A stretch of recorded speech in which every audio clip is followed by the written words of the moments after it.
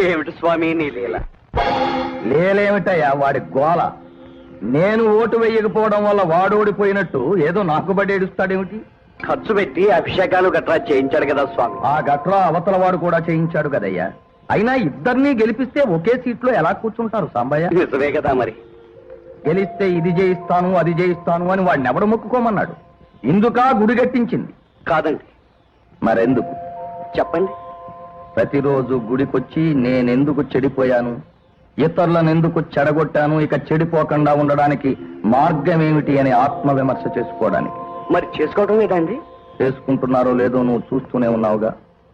ఎదటి వాడికి ఎలా ఎసరు పెట్టాలి, గోతులు ఎలా తవ్వాలి, అందులో బాగుపడ్డవాడిని ఎలా తొయ్యాలా అని నానా రథోపనాగాలు పనటానికి ఇదొక పదిలమైన చోటుగా వాడుకుంటున్నారు స్వామి వీళ్ళు. ఆగు సాంబయ్య, ఎదుటివాడి తప్పును ఒక వేలుతో చూపించేటప్పుడు నీ వైపు 3 వేళ్లు చూపిస్తున్నాయి, గమనించావా?